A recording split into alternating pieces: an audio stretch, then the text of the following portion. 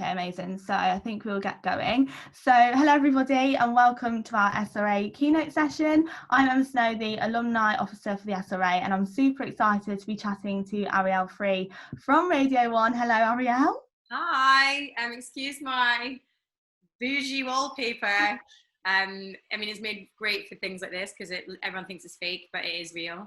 But I hope everyone's good this Friday. Hello, and hello to, it's so weird not knowing if anyone's there. I think we can see at the bottom there are people there, so that's good. I think we're fine. So before we get started, if you have any questions for Arielle, we'd love to hear from you. In the Q&A function at the bottom of the screen, you can type in your questions and they're public for everybody to see. And we encourage you to say who you are and where you're from, and whether you're from TV, radio, online, whatever it is that you do. And if you see a question that you really want to hear answered, then you can upvote it. So that is enough from me. Arielle, obviously, everyone knows that you do the early breakfast show at the weekend on Radio 1, but do you want to just summarise sort of what else you do? So I did my show this morning. My show at the moment is 4 till 7 a.m. on a Friday and 5 till 7 a.m. on a Saturday and Sunday. It's called the Weekend Early Breakfast Show. It was a slot that was created. So I was quite chuffed because it meant I didn't take anyone else's job. I suppose in the run up to me getting my own show, I was covering across the station for about a year and a half. I did everything from dance anthems to Adele's, which is midweek early breakfast. A weekend anthem show, which is 10 to 1, Devon Alice, covered for everyone pretty much. Did a Radio 1 at Work tour. And even now with my own show, you'll see me popping up. So I've covered the breakfast show 3 times this year, which I don't understand how that happened, but we'll blame that on one good thing that came out of lockdown. And yeah, I think that's it. So that's my kind of Radio 1 history at the moment. But yeah, so my show was super early, so I did it this morning, walked back from the station, had a wee disco nap, got makeup on for the first time ever. But then quite funnily, just before I came on to the this Zoom call, Jordan North was doing a thing about top 5 chocolate bars, and I was so appalled by his choices that they then got us on to have a rant at him on air. So it's nice to be part of the family and be called upon for stuff like that. So yeah. Amazing. So obviously you're smashing it with your career, and you've done so many different presenter gigs, but when was it that you realised that you wanted to be a presenter? I've always been a massive music geek, but I'm terrible at playing instruments. I weirdly just, even though I have really good hand-to-eye coordination, so I used to be a dancer, I could never play an instrument. I always wanted to be in a band, and it was kind of like always a thing I talked about as a kid. And when I was like in primary school and high school, I started listening to Radio 1 alongside my exams and whatnot. And I just thought, I'd really like to do what Fair and Cotton's doing. I love listening to her. I loved listening to Jo Wiley. I loved hearing Annie Mac. I loved hearing like Phil and Alice of an evening. And that love's never gone. Zane Lowe was like my favorite thing ever. The Zane Lowe was basically like my best friend throughout like high school and uni, which sounds like really geeky and lonely, but it was that company that I needed when I was studying. And when I first moved to London and I didn't know anyone, and I always really wanted to get into presenting, but I didn't go to like a university and do a presenting degree or radio production degree, which is 100% the easiest way of getting into radio, and I will hand on my heart and say that. But it was basically like 2007, 2008. I was backstage at Reading. I was a dancer at the time. I was dancing for a band called The Rakes, and someone was like, "You talk loads and you know about music. Can you like just interview this band?" And I was like, "Oh, I'd love to interview this band." And from there, I was like, "Okay, maybe I can do this." So like, I started interviewing bands, putting a show reel together. It was when like YouTube first came around, so you had to put like videos up there to everyone to see. I was never a YouTuber. And then I mentioned it to someone that my dream was always to be on Radio 1, and they were like, well, why don't you like work towards that? I'd had a career as a dancer, and I'd done everything that I wanted to do with that. And it took a while. I mean, I've listed everything that I did to get to Radio 1, but everything I did do was to get that dream. So my first ever TV presenting job was Pop Girl TV, which is a Sky channel aimed at 13 to, well, I think it's like 9 to 17-year-old females. So lots of pop acts. My first interview was Justin Bieber on the red carpet, or the purple carpet, for Never Say Never, his film that he did. And then I realized like that was giving me kind of like an audience that was young. And from that I got 4 Music, and I was presenting on 4 Music for a while. And alongside that, I started doing loads of radio at community stations. I tried really hard to get in like a university station, but I couldn't because I didn't go to Westminster. One summer, I managed to get on Fresh Air, which is the Edinburgh University student radio station, and they took on people for the summer season for the Fringe to interview comedians and all the acts that were at the Fringe. And so I did that for summer. And then, I managed to get a 2-hour new music show on Shoreditch Radio, which I completely curated myself. All of this was for free.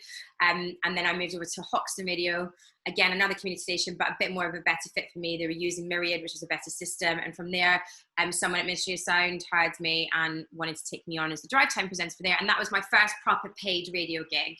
And it was quite a leap because a drive time show is huge. Ministry of Sound is a massive global brand that is listened to across the world. So my show, even though it was drive time here in the UK, was breakfast for South America and North America, and and so you'd have quite an international audience. But that is definitely where I would say I got my radio techers, because you had to ride the beds, which is like talking up to vocals and like talking in, like, not taking time, but I think I'm very rhythmic from my dancing days and as a DJ as well. And then from there. I went to Radio X for a bit of cover, like the graveyard shift. They gave me a couple of shifts on there, but I didn't really enjoy that, even though I was like a massive indie fan as well as a dance head. And then I luckily got, there was an opening at Virgin Radio, which had just relaunched with Edith Bowman doing the breakfast show. Got Saturday 10 to 1, which is a lovely slot. And then they got rid of lots of girls, including myself. And it was at that point that I was really lucky because I was already back in piloting. So what I've probably skipped around all of that is I did a kids TV show on ITV, which was very young, but I knew that it would get me a younger audience for Radio 1, and kind of was doing lots of other bits, and then got the Love Island podcast, which was it last year, the first year? But so that's kind of like a really rushed history. But then throughout all of that, my first pilot for Radio 1 was in 2011. It was awful. We talked about this, Emma, like we've had a chat before then, and it actually makes me cringe. And when I got to announce that I was joining the Radio 1 family, even though I've been covering there for a year and a half, they wanted to do a big announcement that I was getting my show. I put this big post out because I wanted people to know that it had taken me 8 years to get on that station. And I said, oh, my first pilot in 2011, I'd hate to hear that. And then the boss from Radio 1 sent it to me. And it's awful. So, we can play it now if you want, or do you want to do it later? No, let's play it now. That's a great time to play it, definitely. Yeah, and then we can talk about sort of like the demo process and what that was like. Really, it's terrifying, and it's been very different every time. So this was 2011. I didn't know how to do radio then. I'd probably only just done a couple of shows in Shoreditch Radio, but I'd managed to get a pilot because I'd just been hammering them and saying, I want to come in. And I think Radio 1 are very open to piloting new voices and finding, and they were, at that point, particularly looking for like national voices because they had a lot of London-centric accents, and it is a nationwide station, so it should represent everyone. So there had been lots of rumours that they were looking for someone who was Scottish and whatnot. So I'm going to play this. If it's terrible audio, I do apologise. You're listening to Radio 1. That was Beyonce's End of Time, one of my favourite tracks at the moment to dance along to. Thanks to Fran Cotton for the last 2 hours. She was pretty brilliant, wasn't she? A couple of cracking tunes in there. So for those that don't know, I'm Arielle Free. I'm new to Radio 1. Yes, Arielle Free. That does have 4 E's in my name.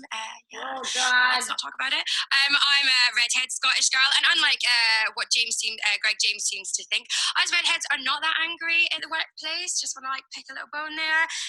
So, awful. Why is that awful? First of all, it doesn't sound like I'm chatting to my mate down a pub, which is what every sort of radio conversation should be. I would never walk in and be like, hey, I've got 4 E's in my name. I'm so super nervous. You can hear me speaking at 100 miles per hour and no one can hear a single thing. Unless you're from Glasgow, you would not understand what I was saying because I was talking so fast. And then I'm trying to be like really sarky, but I'm not committing to it. Does that make sense? And for me, that's why that sounds so awful, that pilot. So it's nice now to go back and understand what was so wrong. But yeah, I suppose the demo process at Radio 1 is that you get a slot and you get put into studio and you're expected to run the desk and do it. And like, there's different ways of doing it. Depends what show you're piloting for. I was like super keen to be seen for like a new music show or whatnot. And so there's other like demos where I just talk for about 8 minutes about how much I love the Maccabees. And that, again, is a really good radio technique because people switch off. There's a thing called ear fatigue. People switch off. It's all about getting to your point quicker. If you're going to be informative about a track, have the points that you want to like talk about. And then, yeah, but then when so that was 2011, I went back in, I think again in 2013, that didn't work out. And then I went back in 2015, that's when I was going in pretty much every weekend working alongside a producer called Kate Davey, who's now Annie Mac's Future Sounds producer. She's amazing. She really spent time with me and knew exactly what I wanted. And but that wasn't my time. They were making big changes then. It's when Maya and Jordan joined the station, and there was lots of reshuffle. BBC introducing presenters had gone and whatnot, so there was a lot of change, and that wasn't my time. And then I got called in again. I went in again in like 2000. I think it must have been 2016, 2017. And they weren't really sure. And then it was, I can't remember. It must have been 2 years ago now. In the like March, I was doing an esports thing on BBC Three, and Alad, who's the current boss, called us in and was just like, want to give it another go. And I was to be honest, a bit scared because I'd been quite hurt about all the kind of missed opportunities before, and was kind of really honest and was like, if it's going to happen, I really want to get to the point where I actually will get on air. And there was a slot that needed covering. It was Adele Roberts, Early Morning Breakfast, on Bank Holiday Monday after Big Weekend, which is generally quite a busy show because you play out all of the content from Big Weekend. And I was like, well, there's a slot and we need it covered. And if you can make me a demo or a pilot in the studio this week with a producer and it's good enough, we'll put you on air. And I went into the studio with a producer called Luciano, who produces the Chillest show now. And he knew how much I wanted it, and we were meant to be in there for a 2-hour session, and I walked out of that studio at 1:30 a.m. and was on BBC London at 3 a.m. So I got a 45-minute sleep and then went back onto BBC London to read the newspapers. But it meant so much to me that we were not going to let me leave that studio until we were 100% satisfied with the demo. We sent it to Alad in the morning, and I got the call to say I was going to do the cover. And that was it. Ooh. Yeah, that's great. So obviously you've spoken a bit about sort of the setbacks that you had. How would you sort of say to people to overcome them? Because a lot of the time you kind of send emails out or you ask for work and you get a lot of no's. How do you sort of keep that momentum going and make sure that you kind of keep in this positive mindset? I think your greatest skill in any sort of like media industry is resilience. I think resilience is like the number one skill. I'm hugely ambitious, but I think because of my training at dance school, where you were kind of constantly told what to do and what was wrong, was very disciplined, gave me this kind of drive to, like, if someone was criticizing me, I would take it on board and then just keep going. I think for me as well, like, there was no other option. If I was going to be a presenter, I was going to be a presenter, and I had to make it work. So, I had to do loads of ridiculous jobs on the side to pay, like, for doing a free show every week on, and just being able to survive in London. But it's devastating. I won't lie. And that time in like 2015, 2016, when I was going in every weekend for 4 months, you can't help but think, you get excited. And I found out in a really weird way that I wasn't getting it. I basically wasn't given any feedback, and then it got announced that someone I know who I worked with really closely was doing the show, was going to do the cover instead. And I actually cried. I literally collapsed to the floor and cried my eyes out and thought, I can't put all my eggs in that basket now. I don't know what I suppose it's age as well, like, to be able to be confident to say to someone, I want to come in, but you've got to give me a chance now, because I've been hammering this door for ages. And I do think, I would never say that I'm like, I don't know if luck's are the right words. I do think funny about people being lucky, but I do think those who get there are the ones who just never give up. And I don't know why, what weird thing that we possess that makes us keep going. Because I know a lot of my friends are just like, why are you putting yourself through this? My mum hates it. My friend, I remember my friend saying to my mum once, like, oh, don't you just love it that your daughter's gone into like being a dancer? And she was like, well, who would ever want their daughter to have a lifetime of rejection? For every like 100 like no's, you get one yes. So I just think you're not on your own. everyone is like that. The amount of times I applied for a BBC intern, like singer, like, and just didn't get a reply. The amount of emails just didn't get a reply. And now I understand, well, actually that person didn't reply to me because they weren't looking for someone at that point. And it's also the same when people submit music and they're like, why haven't you why haven't you played it in the radio? There's like 3,000, I get on average like 300 tracks a month sent to me. I can't reply to all of them, and I can't play all of them in the radio because we have playlist restrictions. And so I'm quite honest with people, but like, if you don't hear back from me, it's because it's not suitable for my show. It doesn't mean it's not suitable for another show. And when I didn't think Radio 1 was going to happen, that's why I went to like Radio X and Virgin Radio, and those actual things helped shape me and made me realize what I wanted to do in a show and what kind of show I wanted. So I think, and contracts September, and they suddenly turn around and say, oh, actually we can't have your show anymore. So I don't think ever be complacent, but also I think if it's set on everyone, that was a really roundabout way of saying that everyone is in the same boat, 1,000 people. Yeah, absolutely. We sort of spoke about imposter syndrome, didn't we, before? And I think that's quite an important thing that a lot of people in the media industry don't really talk about. Like, everyone sort of talks about it to themselves and stuff, and to maybe their family and friends, but it's not really spoken about in the industry. And how would you manage that? I don't.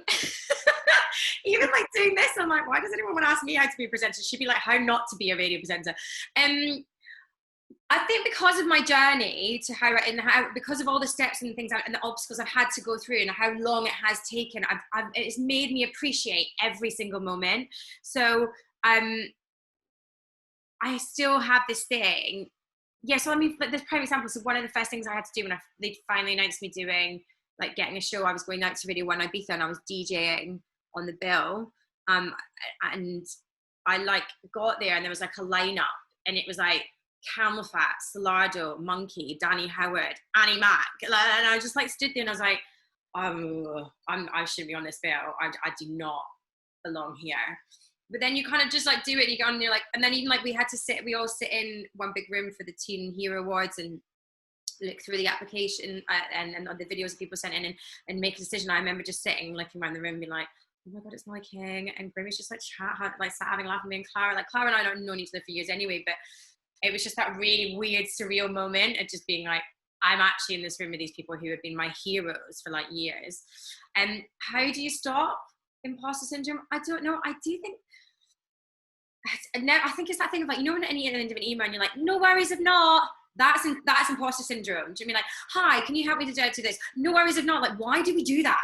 Like, you're just asking a favor, but everyone does it. Like, I am so guilty of being like, no worries if not. It's also like, I never asked anyone for a coffee on my way in my journey to Radio 1, apart from like people who are like the producers who did the pilots one. I never reached out and said, even though I'd met and worked with Clara quite a lot, I never said, hey, can we have a coffee? Like, because I just felt like, I can't ask that of them. That's like stepping on their territory.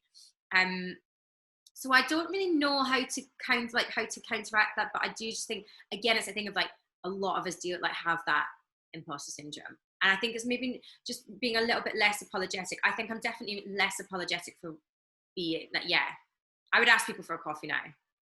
Yeah, because I love her, but I mean, she would laugh her head off if she heard this. But no, I love her, but I'm just like, oh, every time I see her, like fangirl, I'm like, ah. But yeah, so it's like really weird at Chris's party, and I was just like, do you want a glass of this? And she was like, yeah, go on, babe. I was like, so yeah, but I think everyone is guilty. I don't know if it's a more female thing as well, you know, imposter syndrome, feeling like I don't deserve to be here, like I don't know. That's quite that's kind of like hitting everyone with the same brush, but I think we're all guilty of it. And I think it's just having that being like, no, you are allowed to be here and you're allowed to ask favors and no one is going to think badly of you. What's the worst that can happen? No, or you don't get any more back. Fine. Yeah, exactly, definitely. So I'm just going to look at some questions that people have sent in. So Grace is asking, what would you say is the best next step after university for someone who wants to get into the radio industry? Apply for everything, and don't necessarily go for the station that you like dream of being on. So case in point, my assistant producer at Ministry of Sound was straight out of university. His name's Sam Hutt. He was like, when he graduated, he came, I think he went to Westminster, I can't remember what uni specifically. He came straight out of uni and went into Ministry of Sound. And Ministry of Sound was an online radio station. A lot of people would have turned their noses up to that, especially because it was quite new, like having online. But now you've got like NTS, you've got Represent. In fact, Represent Radio the other day sent an email saying that they're looking for presenters at the moment, and daytime presenters. So if there's anyone out there, get the email for Represent Radio, because they're actively looking for people. I would say if you can't get on a paid radio station, so look at local radio stations, your BBC Scotland's or your BBC Derby's.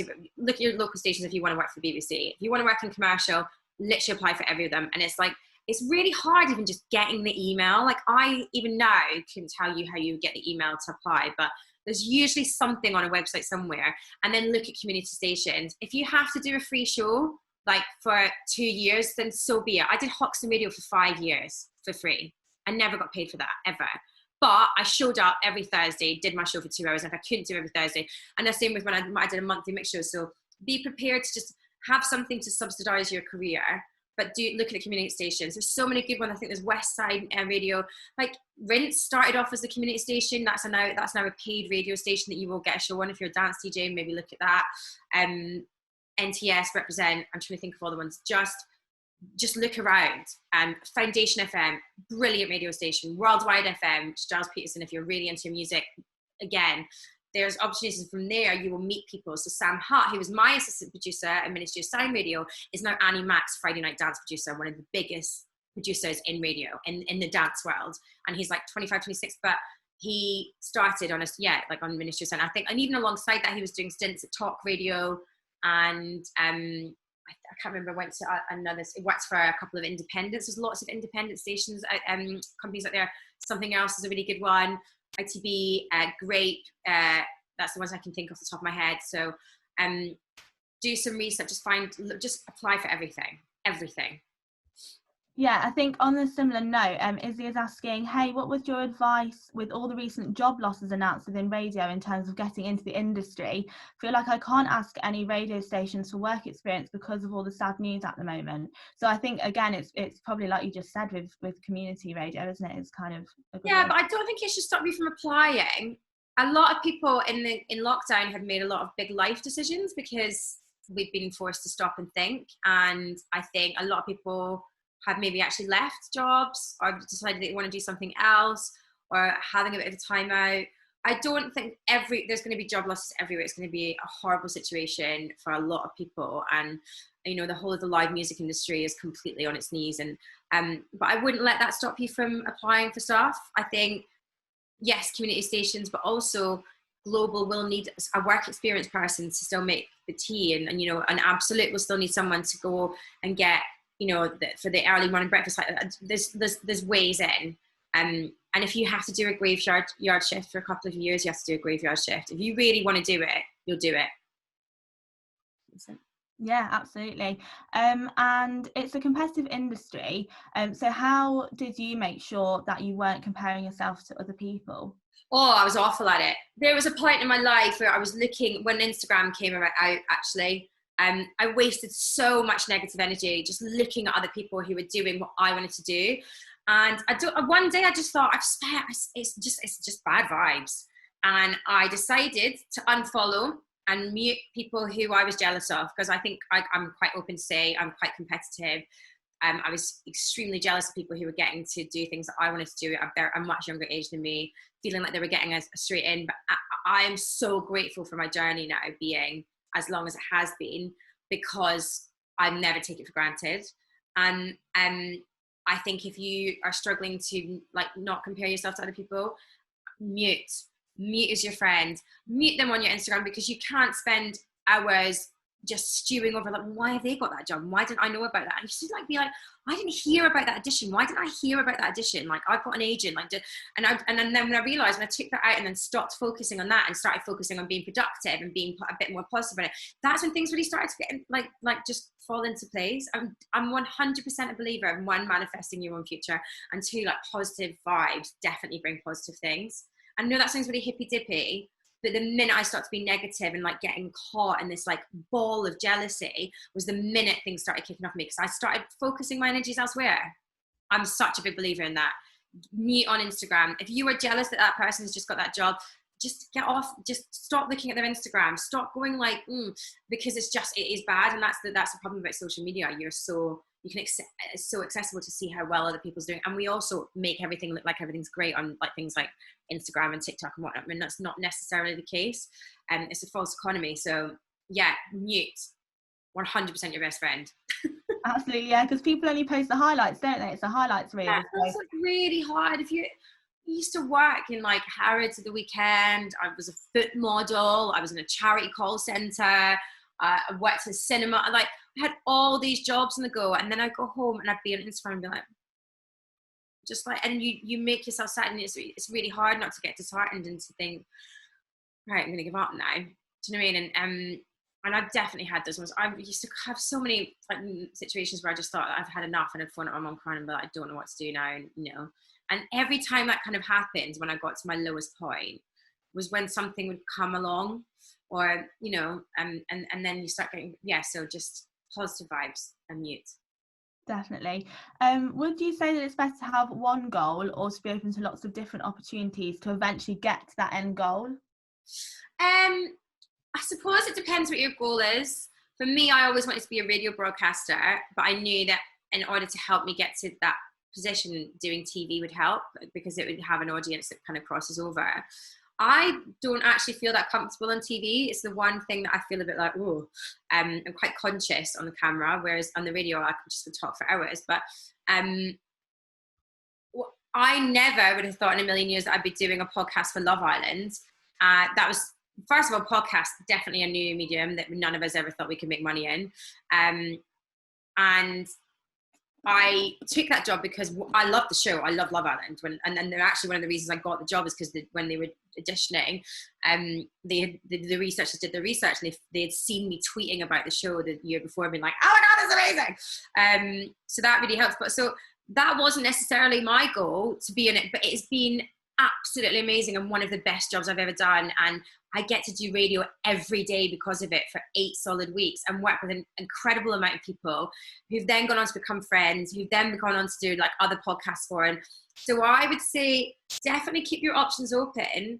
Even if you want to be like a super muso, like credible, like DJ, doesn't mean that you can't do a Love Island podcast that has a massive young like audience that you want to tap into, and also is celebrating a show that you really enjoy. So I would say have the goal, but don't be short-sighted in saying no to things. I think always, and you'll get to a point where you can say no to things, but I just think everything helps. I think everyone that I've worked with has then come back in my life, and I've worked with them in a different way. And that's my one big tip. Can I swear? Am I allowed to? No. I think so. Don't be a dick, okay? Just be lovely to everyone you work with, because the person that I worked with on an esports thing now works with me on an ITV thing. The person who worked with me in Ministry of Sound now is one of the head producers at Radio 1. Everyone you work with will come back, and you will have to work with them in a different capacity. And jobs I'm getting now, from when I was like hosting the comedy tent in Festival in 2011, getting paid 50 quid for the weekend and a free festival ticket, is the person who's now booked me for Creamfields to do a DJ set on closing a stage. So everyone you work with will always come back if you are a nice person. Absolutely, you hear that all the time, don't you? It's the one thing. Can't say it enough. Yeah. And we can have moody days. I was doing early breakfast. There's so many days I come in, I want to be a grumpy wee teenager and just be like, I've had 3 hours, I'm about to show them, like, just want to be in a happy mood for everyone. And it's really hard not to snap at people. And like, it's like, why? That person's another person, you don't know what they're going through. And if someone's nasty to you, it's usually because they've got something going on in their life. So always just take like 5 minutes if someone's being awful to you, and then just be like, okay, well, they've obviously got something going on. Let them have their moment, but just smile and nod. Absolutely, yeah. Oliver is asking, if you're eager to present, how do you manage your own expectations in terms of career progression, and how do you put yourself forward and get to know people in the industry? I would say don't put a time cap on it. There was a real thing about Radio 1 not taking people who are over 30. I got the job when I was 31, so that was, you know, and I was really like stressed about that. Every time I went in, I wasn't getting, I'm like 1 too old now. Don't give yourself a timeline. Everyone has their own path, and I cannot stress that enough. It might take you 15 years. It might take you 5 months. I think if you really want to be a presenter, know exactly what your topic of expertise is. Are you a music person? Are you a fashion person? Are you a home improvements person? Do you love interiors? Do you love university? Like, get your subject and know what your expertise, where your expertise lie. Weirdly, like if you were to ask me what my expertise are, I'd say dance, music, and then dating, because I suddenly became in this world of Love Island that we then assess as like social experiment. And so now I would have someone say, oh, we want Arielle because she's done a Worst Dates podcast and she knows all about Love Island. They talk about love all the time. So I would never be said that I'm an expert in love, but I'll say it's definitely one of the subjects I'm comfortable talking about because I've spent so long talking about people falling in love. So in terms of like, yeah, I just think don't put yourself under pressure to do stuff within a certain timeline. I do think YouTube is an excellent way of getting experience and understanding how to be on camera if you want to be on camera. Community stations, really good. If you do your show, listen back to it, and then look, who do you look up to? Who do you aspire to be? You know, do you want to do that solid like music link that gives everyone everything they need to know about that track, that they need to know about that track? Or is it that you're going to tell them a story about you down the pub with your friends because that's, you want to be a drive time presenter? Just constantly be a sponge and take it in, but just don't put yourself under pressure to do things under a certain timeline. I think that's what, yeah, everyone has their own path. Yes, definitely really, really important. We're getting a lot of podcasts as well. If you have a good podcast idea, it's so easy to start your own podcast and find distributors and go to places. Sorry to interrupt. I used to put on my Hot Sun Radio show on iTunes connector, so it would instantly go into people's things so they could subscribe. And if you're a DJ, you can get a SoundCloud account. So there's loads of ways you can actually produce your own content if you're not getting the gigs on a station, which will then you can send to people to hear, so then you can get the gig. Amazing, yeah. Somebody else is asking, is it important to have an online social presence to get recognised? If so, how do you go about building that on top of community radio, etc.? I don't think there's so much pressure now. Definitely don't buy followers. Never do that. It's so bad. I bought like 5,000 followers back in like 2015 and I paid 35 quid for them and they turned up for 24 hours and then they disappeared and I was absolutely mortified. People can see. I think a lot of people put themselves under pressure to have numbers and followers online. It's not important. We did a whole New Voices thing on Radio 1 at Christmas, and at no point was anyone asked to give their social media accounts. It's not important.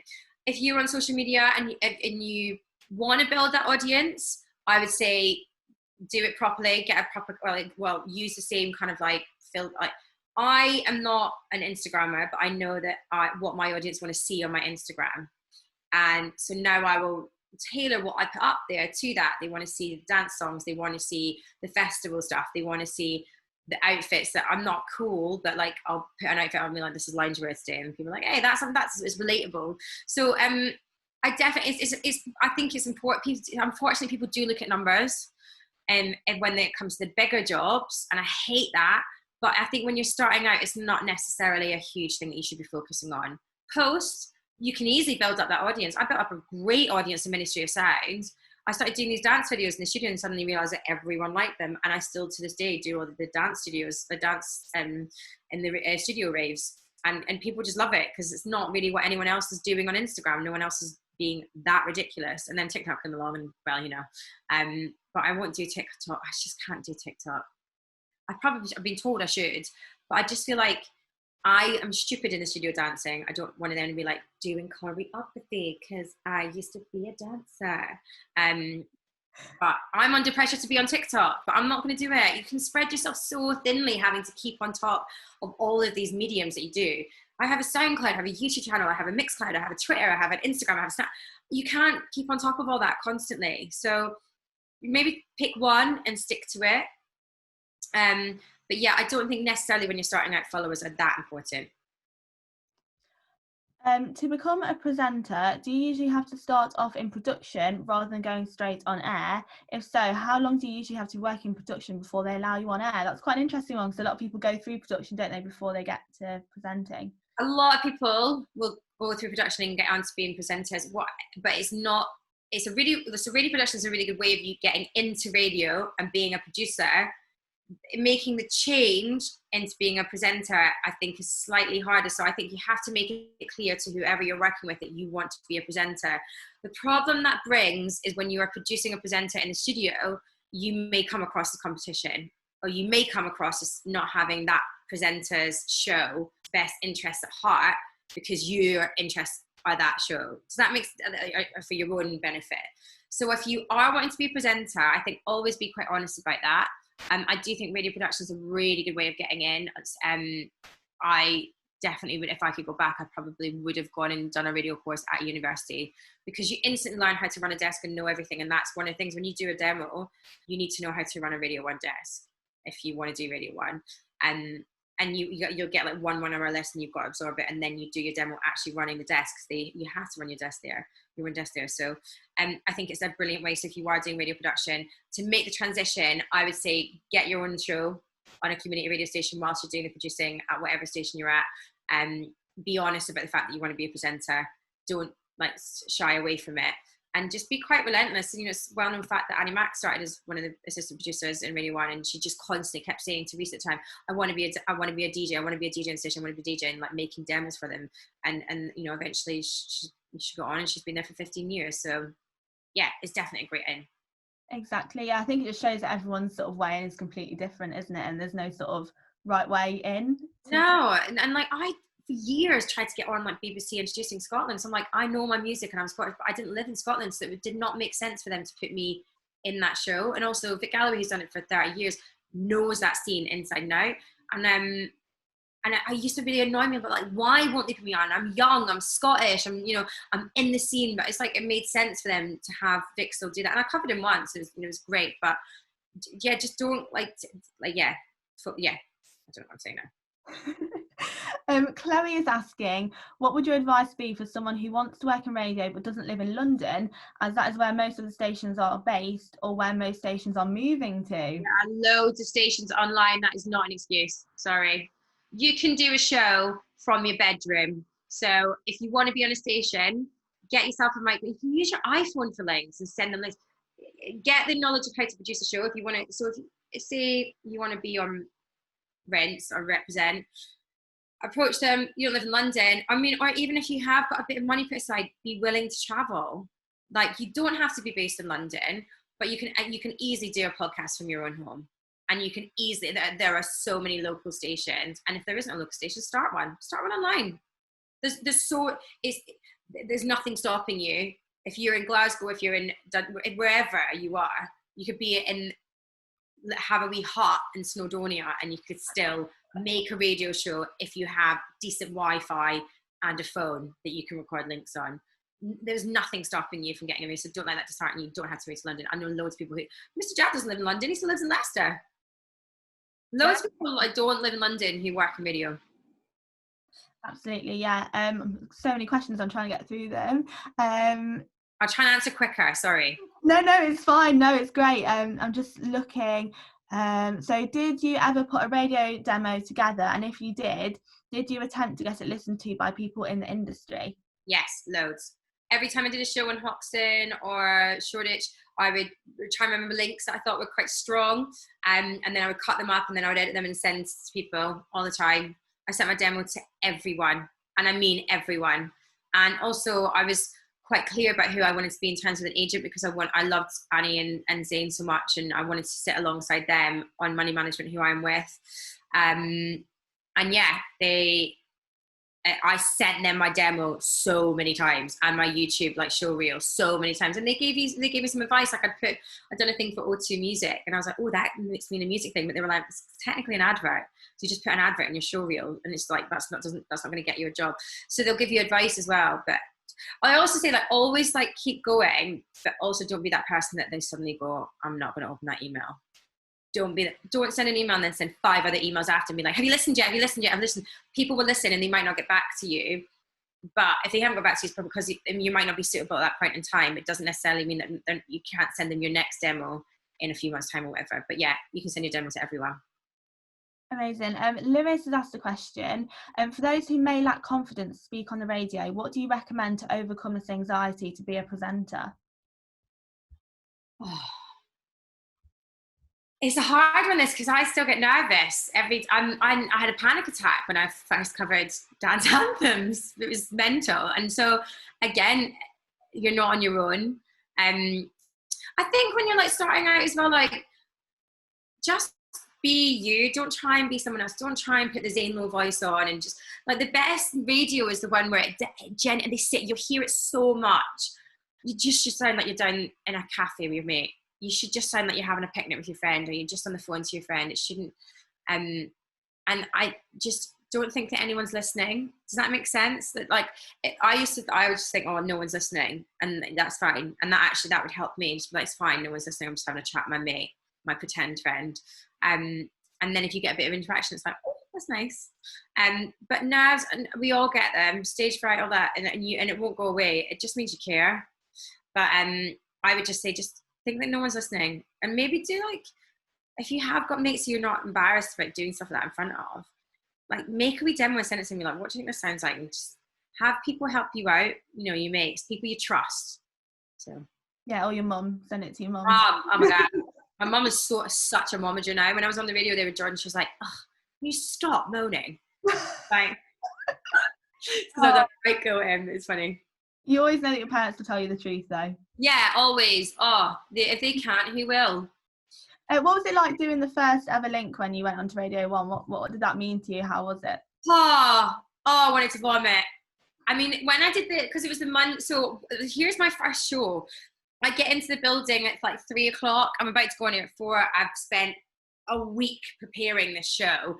I wanted to make sure that every link was like perfect. I wanted to know everything, every person. I listened to all the Big Weekend content. So I was meant to be playing out all this Big Weekend content. I got in and the producer went, so we haven't got any Big Weekend content because they haven't put it in the folder. So that basically meant that I had no live sets going out my show. My entire show had been prepared around these sets that were meant to be going out in the show. So for 45 minutes, I was just sat there going, and we had to change the entire show, put a whole new playlist in, and then I had to sit there and just make a plan and whatnot. And then halfway through the show, we got the content. So it was awful, and I would never want to do that experience ever again. The most nerve-wracking show I've ever done was the first time I covered dance anthems. It's my ultimate show. I love it to the bones. And I was doing my first thing. I'd been in there 3 hours before, just getting ready, getting ramped up. It's a show to make you feel that you're going out and getting ready. It's the pre-drink show. I love that show, and I just really wanted to do it justice. And as I put the fader up, I saw the monitor, and it's a shout out show. And I was just like, dance anthems, Arielle for you, listen to BBC Radio 1. And I just saw hundreds of texts come through. And this lump hit the back of my throat, and I couldn't breathe. And I was trying to get the text number out, and I was like, 811-99, get in touch. I want to hear from you. And I really wanted to talk to the vocals, and I just managed to somehow get through it. And as I got the fader down, I started shaking really badly, and then basically was about to have a panic attack. And the producer was looking at me, and he was like, "Sick, you smashed it!" And then he looked at me, and I was white as a sheet, shaking like a leaf, like this. And he was like, "Oh, what's happening? What's going on?" I was like, "I just got." And he was like, have a seat, calm down. And luckily, there's 3 tracks like pre-mixed that I'd done before, so I had like 5 minutes just to breathe really slowly. And that show was so serious because I was just so tense and nervous, but no one knew.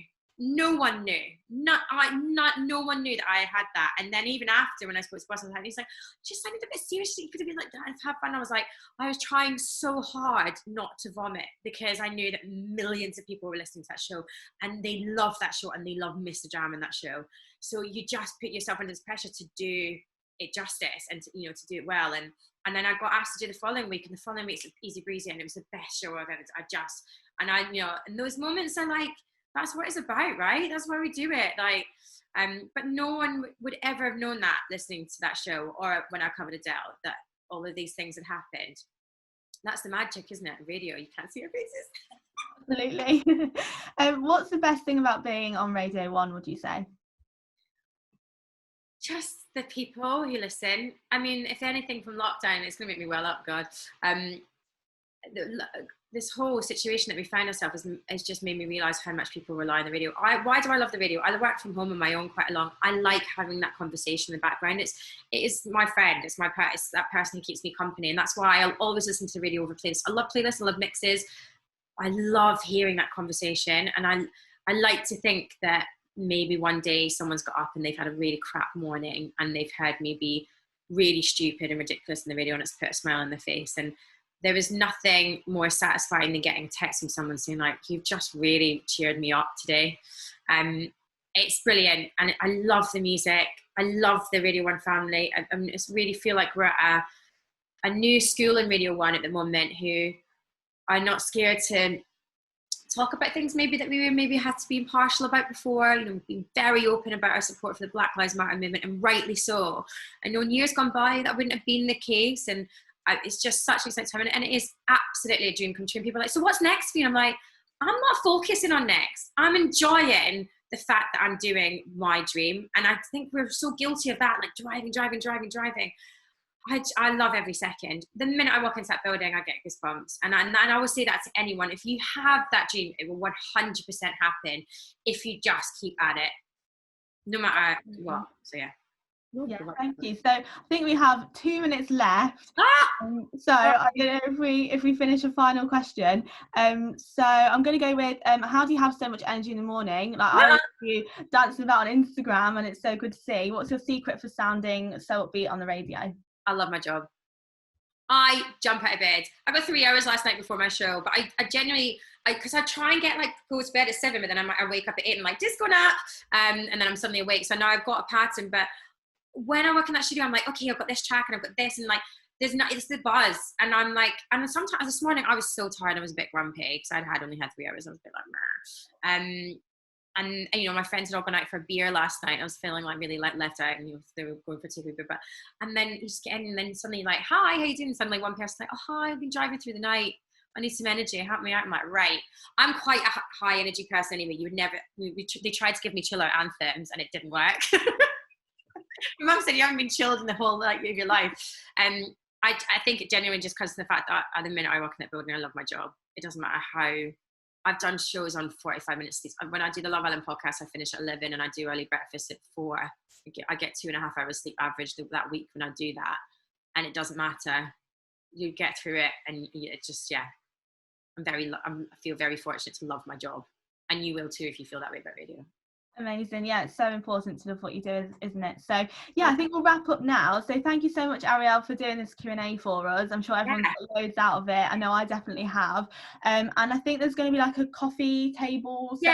I'm going to try and get on there. I might have the wrong browser, so it might be that I get off of it. So I'm going to copy the link now, and then I've got that, and then I'll click through. But yeah, I'm going to stay. I can stay until like 5 past, another 15 minutes. If anyone does want to ask me any questions, I'm going to head over there now. Yeah, because there's so many questions we didn't manage to get to, so make sure you join that. And make sure you also tune back in at 5 p.m. to hear an incredible panel of multimedia journalists too. So if you're interested in that, definitely tune in. So thank you so much, Arielle, for joining us. Thank you for having me. I hope it's been helpful. And yeah, I'll be chatting in this little virtual coffee thing we're about to have.